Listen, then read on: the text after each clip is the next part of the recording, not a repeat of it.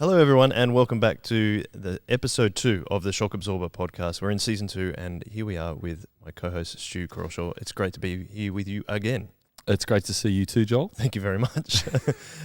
We are talking about preparing to launch a church this time on this episode, and you had a movie that you wanted to bring to bear on us with how this kind of relates to how we were starting the church at the time in 2012. Yeah, I liked last season how you suggested the idea, why don't we talk about some of our favourite movies sometimes, and this movie came out in 2012. And the thing I like about this movie is it's got a bit of a connection with church planning, I think. So the movie is Life of Pi. So if you haven't seen the movie, spoiler alert, so I'm going to talk a little bit about that movie. But basically, what I like about the movie is, it's based on this young boy, and he gets shipwrecked, and he's on a boat, and on the boat there's all these wild animals, and so it just so happens through all these crazy circumstances that he gets himself into a lifeboat, but he's in the lifeboat with all these other animals, and there's all these different animals in the boat with him, and one of them is a tiger, and one by one the tiger kind of gets rid of the other animals, and then there's just Pi versus the tiger for the movie. It's quite a intense movie, but a lot of fun as well. Very good CGI for the time. And the idea was that he's just out in this boat in the middle of nowhere with this tiger rather. And how does he keep himself safe? How does he go about getting through the situation? Well, again, spoiler alert, but he gets to the end and he gets saved. And the really cool twist in the movie is that you ask the question, were those animals actually in the boat? Was the tiger actually a tiger, or was it actually a person? And he had some kind of repressed memory because it was too painful an experience for him to actually embrace the fact that it was people in the boat who were acting like animals in the boat, or was it actually like, actually the animals? But that question gets left unanswered. And I think the reason I like it with regard to church planning is not because of all that drama, but the thing that I really think is difficult about church planning is sometimes you can feel alone, sometimes you can feel like you're at sea, you feel so small, and it actually feels really fragile to be church planting. So I just want to encourage anyone out there listening that is church planning.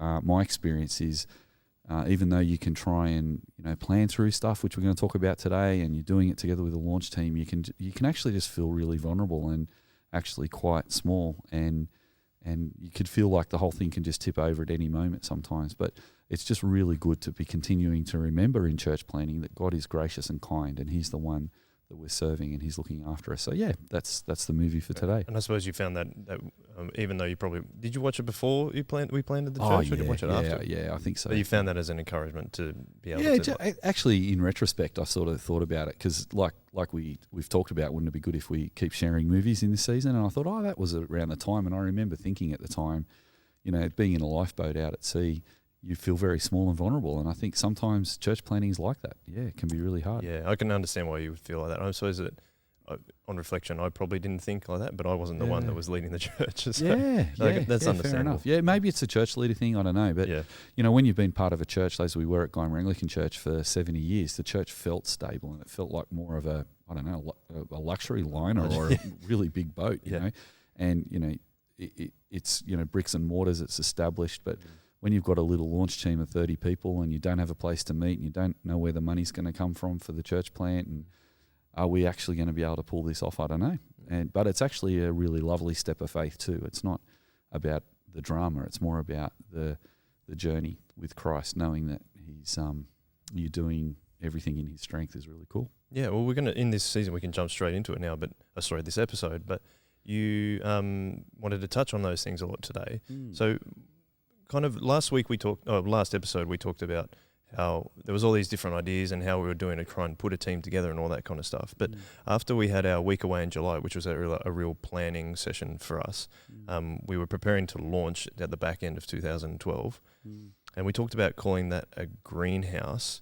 Can you talk, do you want to remind people why you decided to call it a greenhouse at the time? Yeah, that's right. So as you said, Joel, the group of us went away for a week away, and that was something we'd done for years in the youth ministry, where we'd enjoyed a holiday away together, where we'd have a talk a day and Bible studies each day, but we just get to hang out. Well, in 2012, our week away, we spent a lot more time in groups discussing our theology and our strategy and our practice, as we had been doing, really refining it just to think it through.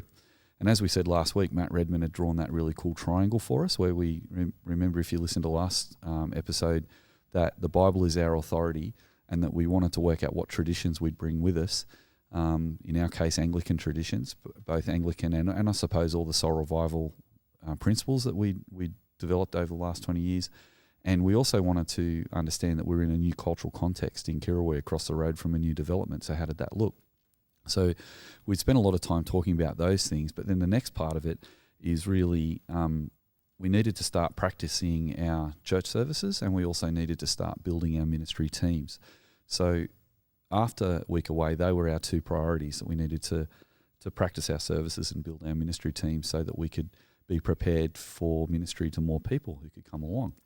And we called that a greenhouse because we thought about the fact that when you have a little plant that's not yet quite ready to go into the garden, you put it in a greenhouse. And so you water it and you fertilize it until the plant grows down deep roots and gets strong. And then once it's strong enough to go in the garden, you put in the garden out in the full sun, and it'll thrive, hopefully. So we felt like, what are the things about our church that still need to grow and develop before we're ready to put that church out there and go live and invite more people to come along? So that's why we call it a greenhouse, yeah. Yeah, sorry. And I remember last week we were discussing a question from Riley, and he talked about putting the small structures in place. Is that kind of part of that greenhousing idea? Yeah, that's right. So we kept meeting at my place, and we were looking for a place to meet. But while we were doing that straight after Week Away, we started workshopping our structures, basically. Yeah, what are the structures we need to put in place? What kind of structures were they? Sorry. Well, as we said last week, a small church only needs small structures, and so the small structures that we needed, which I think a church plant, a small church or a church plant is kind of like your first car. We talked again about that last week too. That having a bit of fun with that idea. My first car was a Beetle, 1974 Beetle Superbug, which was terrific, tangerine orange. It was nice. The best. I thought it was just fantastic, but it only had really enough room for 3 people really in the car. So, but that was fine for me because I didn't, I just had to drive me and my friends around and my girlfriend around in the car. And so I didn't need a lot of structure. And so it worked fine for me. So I think a smaller church, it's good not to over-engineer it to start off with. It's good to put some things in place that you're going to need in the future as well. But ask the question, what are the structures we need right now so that we don't overdo that, and put in structures for us were important to make sure that we could have we wanted to have an organic ministry, but we wanted to have some clarity around roles and things like that too. Yeah, okay. And so I know that you've brought up before there's I think the 5 L's from Geneva. Do you want to talk about them? Is that something that was important at the time that was kind of guiding what you were doing with those structures? Yeah, well, there's a church planning group in Sydney called Geneva that we went to a conference back in the day, and we were listening to what they were saying you need to have as the structures of your church. And I think you're right that the L's, they called them, were quite helpful. And I think pretty much, as I remember, they talked about leadership, launch team, location. They made a joke of this one, lots of money. Not just money, but they made money an L by saying lots of money, so that was funny. And legals. So those again were leadership, launch team, location, lots of money, and legals. So it might even be fun just to talk about those. Yeah, I was going to say, do you want to break them down and how that applied to our situation at the time? Yeah, so looking at the Geneva categories, and if we don't need to overdo the structures, we only need small structures. But if we look at leadership, well, we had really a great leadership partnership in the Redmans and the Crawshaws. So Matt Redman and Lauren and Louise, my wife, and myself. Matt and I were the founding pastors of Soul Revival Church, and we'd signed up, as we said in the last episode, to E&C.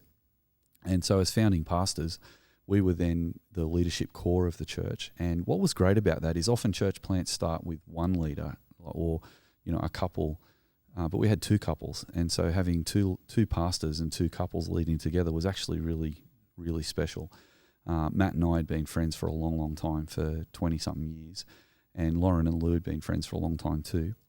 And what was really lovely about that was that we really believed in each other and really trusted each other, and we're really excited about trying to work out how to take the youth ministry we'd both been involved in and actually see if we could put some of those principles into practice. And because Matt and I had been ministering together in Soul Revival for a long time, at Guymer Anglican Church, we were able to have that relational strength in our partnership, our leadership there together. And so a lot of the ideas that were generated in our leadership team were just really naturally embraced by the rest of the launch team too. But yeah, that leadership team was very precious to us, and because we loved each other so much and were so wanting to do this together, it was really good. But one other thing I want to say too is the cool thing about Matt and I doing this, and Lauren and Lou partnering with us as we did this, is that both Lauren and Matt and Lou and I independently both sat down and said, do we want a church plant? And so Lou and I would talk about it, and we thought, yeah, we want a church plant. We want to take up this idea that we could church plant.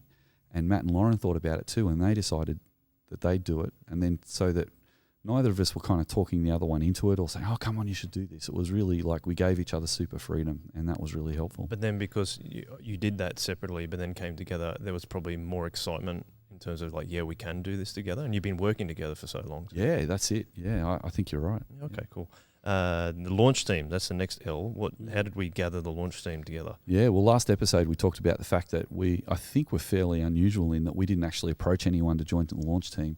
We actually waited to see who wanted to come, and you and Karen came along and said, hey, we want to join. Yep. And so we had our original launch team of 30, and that team also had a lot of that was very special too, because there was a lot of love and friendship in that team and a lot of understanding. So one of the blessings we had when we first planted is we planted with a group of people who already believed and trusted in each other, and also shared the same DNA. So even before we started the church, and yes, we did talk about our theology and our strategy and our practice, but a lot of us were most of us were part of the youth ministry at some stage, and had abiding relationships. So I think if you can actually do a church plant with people that you know well and know you, that is a real benefit. And it's not to say you can't do it with people who don't know each other, but it's important for you to give time for the relationships to grow.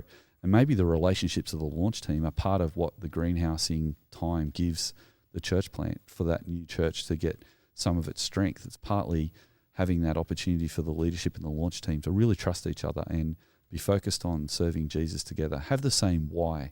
Like, why are we doing this? Well, we're doing this because Jesus changes everything in our case. But we all believed in that, and we're really excited about that. And we all believed that there was a lot of people in the Shire that didn't yet go to church, so we wanted to plant a church for people who didn't go to church. So we all believed in that, for example. That was really important to us too. So if you can achieve that in a launch team, I think it's great. Yeah, cool. I'd be interested to see if you spoke about us having a similar DNA and pretty much being on board with the why. Did that kind of influence how we decided to have what we call service teams at that time? Like, how is that affecting like going straight into the launch team, like being ready to go? Yeah, so when we're talking in this greenhouse period preparing to plant, you've got this group of people who are a launch team. They're already on board with each other, and the other thing was that we're really good friends. So that's another thing I'd like to suggest that is really valuable. If you're actually friends with each other, that's a really cool thing. So we weren't just friends because we had special interests in common. We were friends because of the gospel. So we then sort of thought, well, the way friendship expresses itself is often if you're friends with people around a special interest like surfing, say, you surf with your friends. Or if you're interested in music, you go to concerts with your friends or whatever it might be. Well, for us, we really wanted to serve Jesus together. So serving Jesus was a great expression of our friendship. It was a great expression of our love of God and love of neighbour. So the service teams for us were more than just important structures to help us to organise the ministry. It was actually a really fun way to help us to all have an opportunity to use our spiritual gifts to serve Jesus together. So I think that was really special. So we had that kind of excitement for what we called service teams, and what we basically thought was, well, we need to start working out how many ministries we're going to need in the church plant, and then how we can get a team around each of those different areas. And to start off with, a lot of us were doing 2 or 3 things, but over time we hoped that people could just specialise on some of those.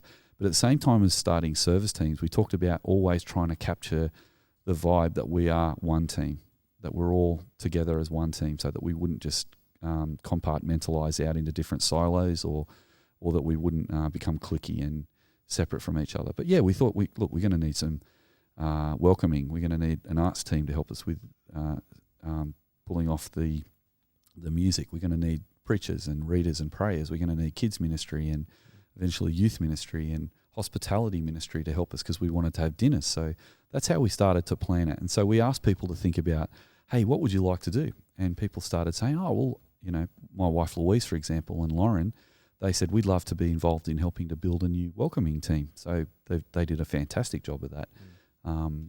Matt and the others, some of the other musos started the arts team together. And that's sort of how things started to develop. Okay. And the third L which is location, and I can at least say that's President Avenue Community Church is where we first met. Yeah, How did that come about? We touched on it a little bit in the last episode. Yeah. So I was friends with the pastor of President Avenue Community Church, which was in Kirrawee, not too far away from the new development that was being planned in Kirrawee. And Tim and I had got talking, and Tim very graciously agreed that it'd be great if we could use their church on a Saturday night. He was a very generous man, and his church was very generous. And so we started to practice our services at President Avenue Community Church. So that's where we started. I do remember setting that up. And do you remember how many practice services we did? Well, I don't remember the exact number, but what we'd do is we'd practice one week, and then the next week we'd meet again, and we'd just talk about what worked, what didn't. And then we'd practice again. Yeah. And then we'd talk about what worked, what didn't, until we started getting a bit more confident, and then we did it every week. But I'd say there was I don't know, maybe it was over 2 months of it anyway. Yeah, okay. It's so long ago I can't remember, but it sounds about right. Next L, lots of money. Yeah. Did you have lots of money? We didn't have lots of money, but there was a lot of generosity. That was very true. Yep. Also from yourself and Matt too. We had to work out how to make it work financially. That's very true. So earlier in the year, around March, we'd had a supporters night, and we went to a local function centre called Dalton House. And basically we put on a lovely night. A lot of our supporters came. Bishop came and spoke. Bruce Hall, who was the head of evangelism and new churches for the Anglican Church, which is our church planting department of the Anglican Church in Sydney, Australia, he came and spoke as well. And then we did ask people to contribute. Now, people were really generous, and we basically got a great start that way, but we didn't have enough money to pay 2 full-time staff.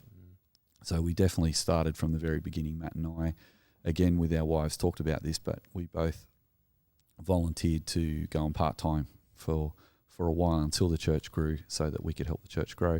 And so we had enough. We had enough to get by. But that is important as people church plant, to make sure that there is some thought about what is going to actually support the church. How much is the church going to need to do a bit of a budget? Within the Anglican Church, we have a great opportunity to have a parish council, we call it, where we have some wardens and some parish councillors who are charged in our churches to look after our financial situation, be in charge of that. And in our instance, because we'd started with E&C in what was called a fellowship, we weren't a full parish of the Anglican Church, but we're an Anglican Church nonetheless, but we're called an Anglican fellowship. It meant that we didn't need that governance structure, but we decided to put that into place from the beginning. So right from the get-go, we had a treasurer, and we had wardens, and we had parish councillors who were helping us to work out that we were very transparent in the use of our money, and all our books were up and running. And I think that's really important in church planning, to make sure that all that's in place. And that's building the structures that you're talking about. Even though they were very small, you still got them in place. Yeah. And the good thing about it was, you're right, we didn't need all the structures of a church, because E&C gave us some budgeting and financial management stuff from their head office. But we still thought that if we're going to stand on our own 2 feet, we need to start putting all that stuff in place. Yeah. I just want to say also thank you for the graciousness that you and Matt expressed at that time for going on part-time. You didn't have to do that, and you decided to do that because your heart was more for the gospel rather than how much money you were earning. So we really appreciate that. Yeah, well, thank you. Yeah, but Matt and I have talked about that and how much we enjoyed it. So as we felt super privileged to be the founding pastors together and do that together with you guys. So that was great. Yeah, it was really cool. The last L, legal. Yes. You're a legal-minded person, Stu. The legals are... It is important to think through that, there are things like insurances. We talked about the financial matters a little bit, but there's, legalities around all that stuff, like auditing books and things like that.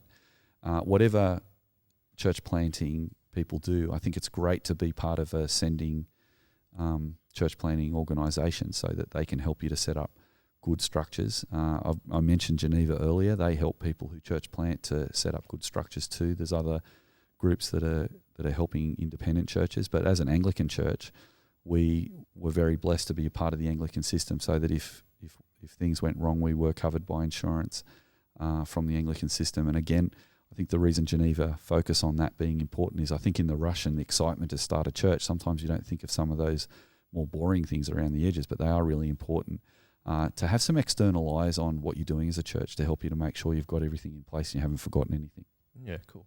So we mentioned that we started practicing services. It'd be easy for us to say we started going to President Avenue Community Church on Saturday night because it was the only night available. But I think there's a different reason that we also chose to do it. Do you want to expand on that and why Saturday night was important for us? Yeah, Saturday night was not just because it was the only night they had. We've talked a number of times in the last season and also last week about the fact that with the shock absorber, we really felt like it was good to practice new ministry models in youth ministry and then see if any of those practices could translate into adult ministry. And in our story, the first season of the shock absorber tells the story of our youth ministry, how we adapted to cultural change and came up with new ideas. And through that experimenting, we found that the Saturday night expression worked for us in our context, and that was really helpful for our mission and our discipleship.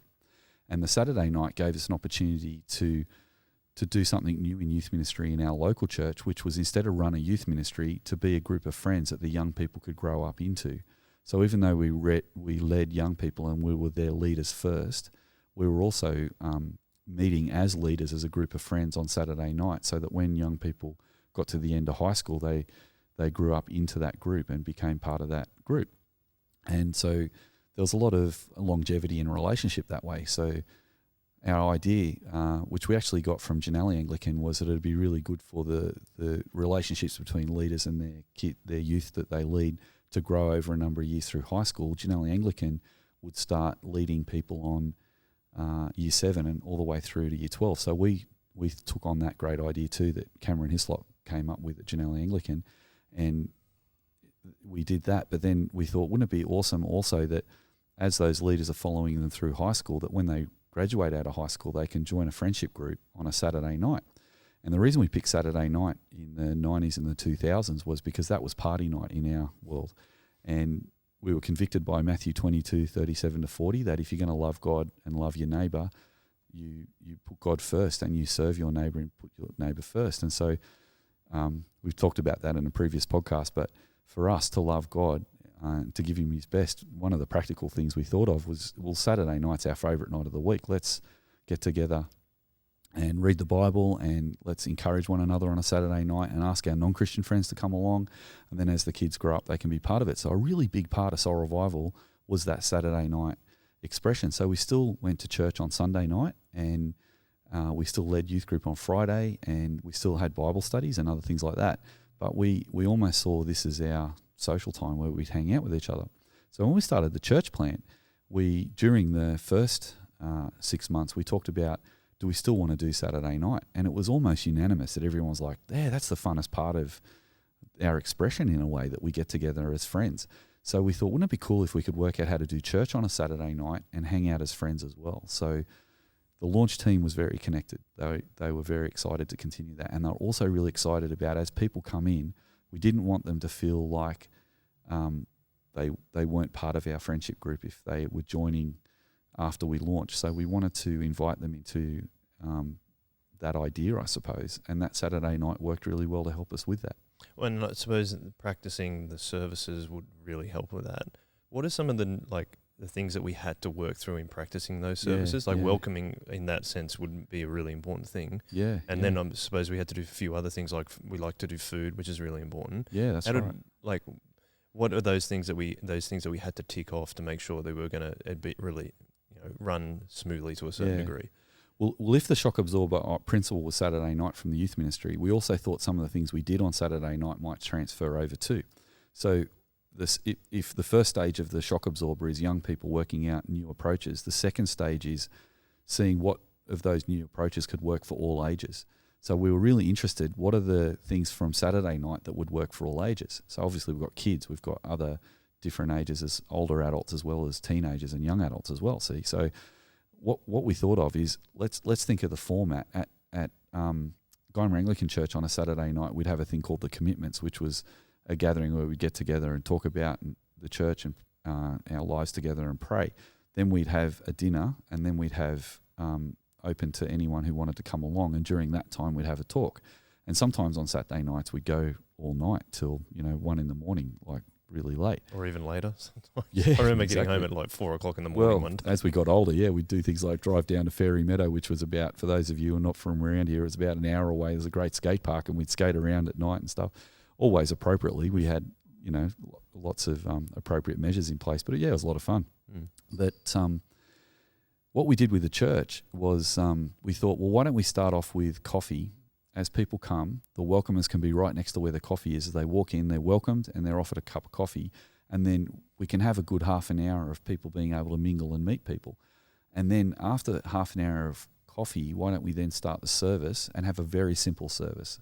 So we practiced with a 1 hour service where we'd have singing to start. Well, there was a welcome, then there was, a song, and then we'd have confession. And then after confession, we would have announcements, what's going on in the life of the community. Then we would have some time of prayer, and then we'd have a sermon or Bible reading, and then the sermon, and then we'd close with a song at the end and the service leader to wrap it up. And we wanted to try and see if we could fit all of that into an hour so that we'd have an hour service. And then after that hour, so that would have, we started at 5 o'clock, then 5:30 was when the service started. At 6:30, we then stopped the service, and what we did, because we're in one room, is everybody got up and got tables and chairs, and we reordered the auditorium into a cafeteria, like a cafe. And we deliberately had long tables because we wanted people to necessarily be sitting for dinner next to someone they might not know. So you could sit with your family or your friends, but you'd necessarily be sitting next to somebody that you didn't know. And so while there were people setting up, we had people in the kitchen preparing the food, getting it ready for us. And during the service, what we did in those early days, and we continue to do, is while the adults were having coffee before church, we had the kids' teaching time. So that was at 5 o'clock to 5:30. And then during church, we came up with a brand new idea we called Kids Chill. And the idea was that as the kids chilled out, parents could either bring their kids in to be a part of the service if they wanted to, but if the kids wanted to run around a bit, we thought, wouldn't it be great if all the safe adults actually took it in turns and went into the kids' space as well, as safe adults with coordination. And then those kids, once that Kids Chill program had finished, would come together with us all, and as a whole church, we'd have dinner. And it sounded a little bit complicated to start off with, but it actually went quite smoothly. And so we'd have coffee and kids teaching time, then we'd have the service, and then we'd have, while the service was on, there was Kids Chill, and then we'd all come together and have dinner. We'd line up, get our food, sit down, have dinner. And what that did was it said if people want to come right on the service time and just stay for an hour, they could come at 5:30 and leave at 6:30. If people wanted to have a coffee and then go home, they could leave at 6:30. If they wanted to hang around a bit longer, 6:30 to 7:30-ish, then they could have dinner with us. And if they wanted to, we hung out even later, and there was a group of us that still hung out until later on in the night. And we called that late night because it was later in the night. So that actually was a really cool adult and kids and youth expression of those early experiments that we had in youth ministry that we thought would work as a church. And so we started breaking down the service teams into those things.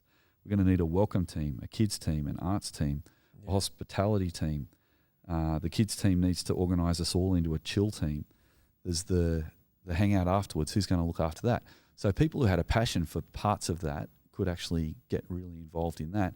We also straight away started a thing called Ministry Slide, where we said if people have been doing welcoming for a while, but they feel a bit burnt out, they can slide out of that ministry. And if they wanted to do welcoming and slide into kids ministry for a while, they could change ministries as well. So we developed all those things during that greenhouse preparing to launch time. Can you remember something when we were practicing at the time that we tried and then we're like, oh no, that doesn't work, like just threw it in the bin? Exactly. Yeah, when we first got there was only 30 of us and we were all sitting in rows like a normal church, and it just felt really weird. And so we thought, oh no, we've got to change the format. And Matt came up with the idea, why don't we do a horseshoe? And so we were all kind of looking at each other and the person at the front with the band as well. that was something that we tried and changed, for example. It definitely made it a little bit more less formal. I think that was the issue, wasn't it? It's a good point actually, Joel, because as you start doing things, you can talk about as much as you want in a lounge room, but actually after you start doing it, that's when you work out what works. Yeah. Yeah, exactly. But we did find also that it was a challenge for the hour service to start off with, and one of my weaknesses is I can talk a bit too long in a sermon. So, so I had to be a bit more disciplined with that. And yeah, there was a few things around that. Was there feedback, people saying that an hour is not long enough or an hour is too short? It's a bell curve on anything. Yeah. Some people would like more time. Some people would like even less time. But the majority of people were saying, if we're going to add those two elements of coffee and dinner, it makes sense to have an hour because that works. If we can put the main elements of what we need to have in our gathering in that hour, we can do it. Because we didn't have to squeeze everything in to an hour service or an hour and a half service because we had those other things. Like I mentioned announcements before, but we could just briefly talk about stuff to move on for the sake of brevity. And then if we had other things we wanted to say about our community life together, we could over dinner say, hey, everyone, just a sec, we announced tonight X, but hey, let's unpack that together. And we could even have a forum and a discussion about some of those things and get more feedback. So we found that quite dynamic. But what was really good too is new people who would come, the idea was that they would have a coffee and then they would sit with someone who had a coffee with them. And then after the service, if they wanted to hang around for dinner, that person could have a meal with them as well. So we found that when people did start coming after launch, that hour was really good because people were like, well, I'm coming along, check out a new thing.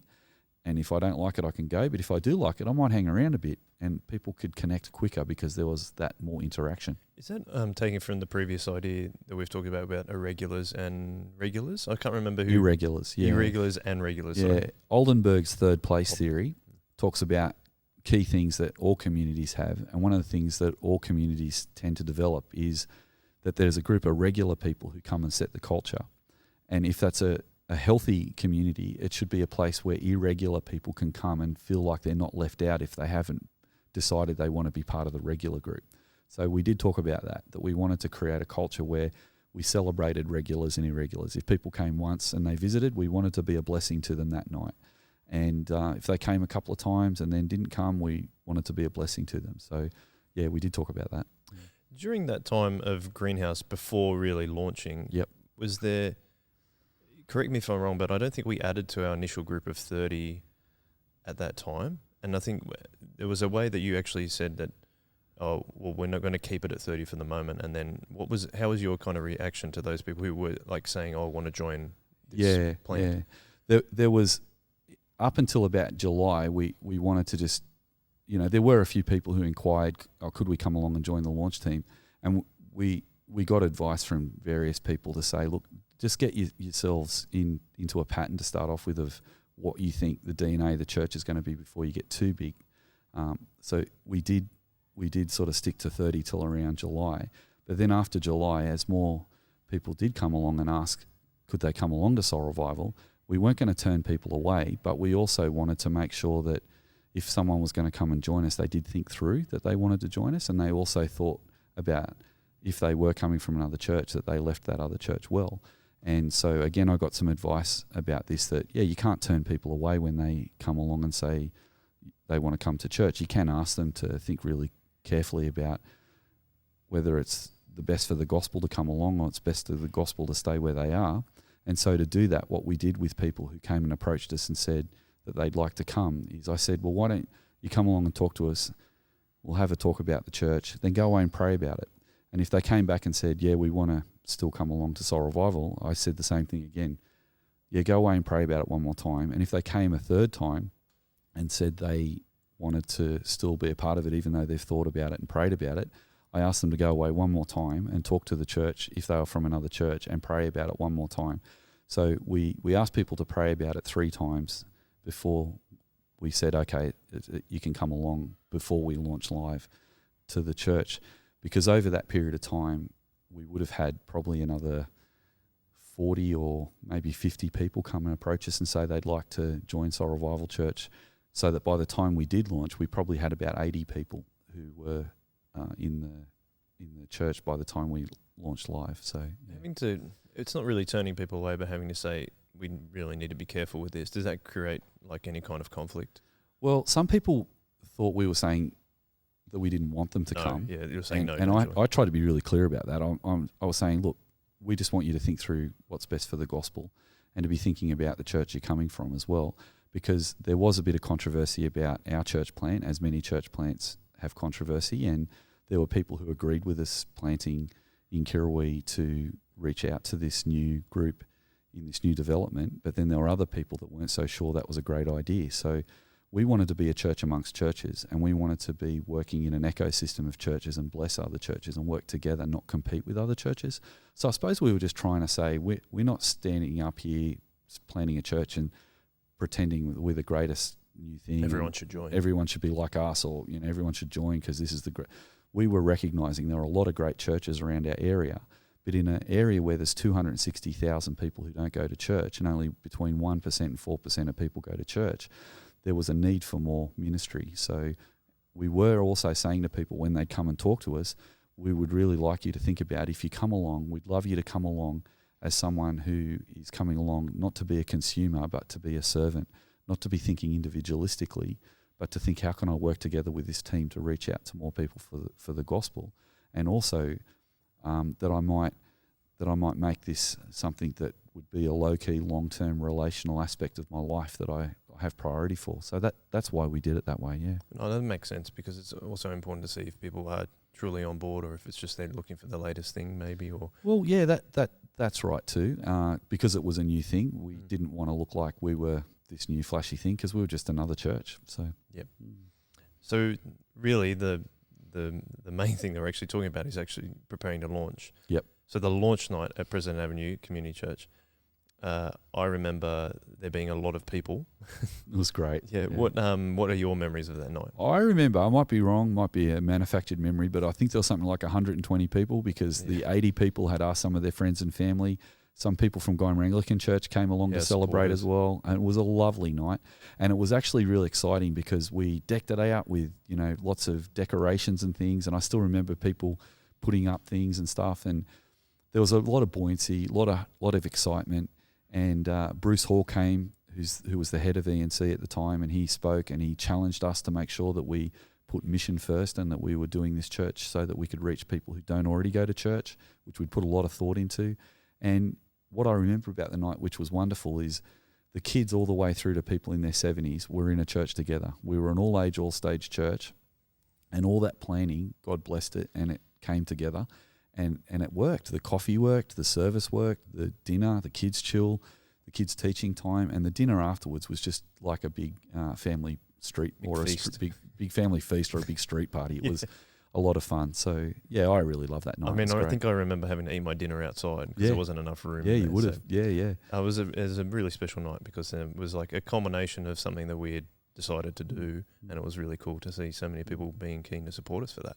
So we'll leave it there for like launching a church, but for next episode, I should say, we're going to look at how from the launch time we decided what the decisions we made to keep establishing the church and all that kind of thing. But we do have some questions. Yep. Two actually this week. We've got one from Steve, who wrote into you and said his main question is, how would you go about moving a church from a standard 3 congregations to an all-age, all-stage setup?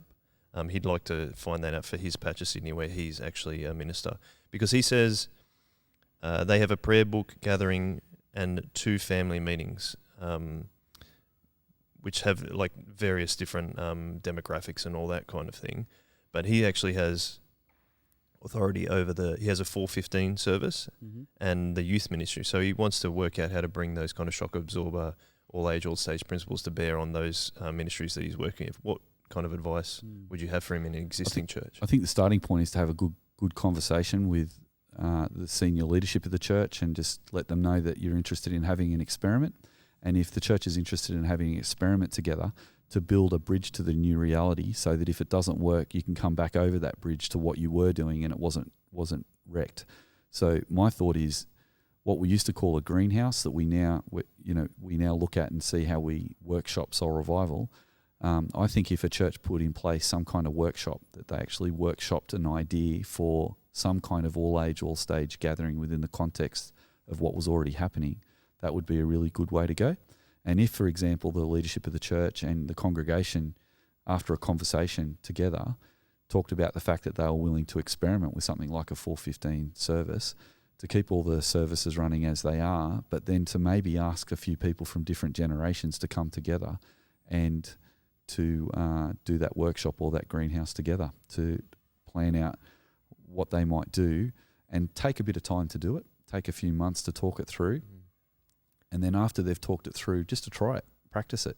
And then if that worked, then you've built a new reality. But if it doesn't, you could still just go back to what the church was doing. I think it'd be hard. It'd be difficult in a certain situation where people are used to doing something that's always been there for so long, and then to change it so radically can always kind of be a little bit difficult to upset a few people sometimes. And I think in that conversation, Joel, you've made a good point, because if you talk about the why are we doing this? It's so that we can grow mission and discipleship in our area, and then it might be really effective to share in that conversation how an all-age, all-stage church makes mission more effective. How does it make discipleship more effective? Well, the second one's fairly clear, because if you have an all-age, all-stage church, you get older people in proximity with younger people in safe ways so that they can be ministering to each other, and that increases discipleship realities.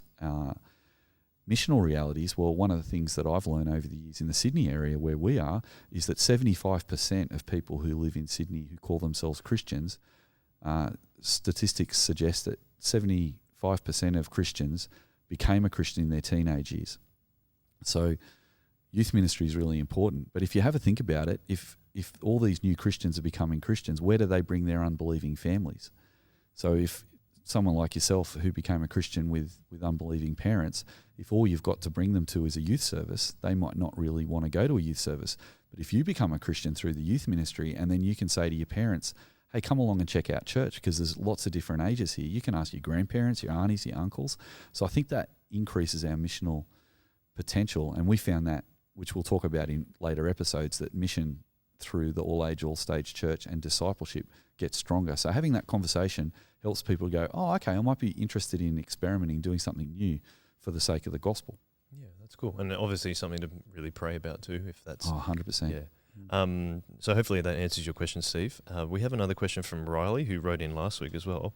He's very complimentary of you, Stu. He says, Stu is a genius and a multi-talented man who's also a doer, and he balances tensions without breaking them. How transportable are the ideas without such a kind of leader like Stu to make them happen? Sorry. Well, that's very flattering, Riley. Yeah. The exciting thing about doing new things is we can do it together in teams. And I think that we can look for people who can complement us. And if we can get a group of people, and this is what was great about Matt and I being the founding pastors of Soul Revival, is we complemented each other. It was actually, even though I'm thinking back over the years, and it's about 8 years ago now, I still remember really clearly that Matt and I were doing things together. So it wasn't just one person leading a church, it was actually two people working together to their strengths. And I think that's the transportable thing from Soul Revival. So having two people who can do different things that can support the growth of a church is how I think leadership works really well, if you can achieve it that way. So that would be my advice. And I would suggest that another thing is to try and raise up leaders that fill in those gaps that you don't, personally can't fill in yourself or don't have a strength to. I couldn't have started Soul Revival Church without Matt and Lauren. Like, we worked so well together as a team. And then the launch team, same thing. Like, we had a great launch team where there were, and that's why we were talking about having a diversity of the leadership team in those service teams, but still thinking of ourselves as one team, because, we couldn't have done all the things we did without Jenny, who was running the kids ministry. And, my mum Bev put her hand up to look after the food. And people were saying when we first started, how are we going to feed 30 people? And then they said, oh, surely we can feed 30 people now, but how are we going to feed 80 people? And then we fed 80 people, and so on and so on. And just before COVID, we were feeding 450 people a week. And those things were scalable because Bev worked out how to make those things scalable. So that's why I so love teamwork in Christianity, in church planting. Yeah, That's cool. Well, you heard it there from the genius himself, Stu. We'll leave it there, but thank you very much, Stu, for another very interesting and fun podcast. And we'll be back with another episode very soon. Thank you. Thanks, Joel. Thank you.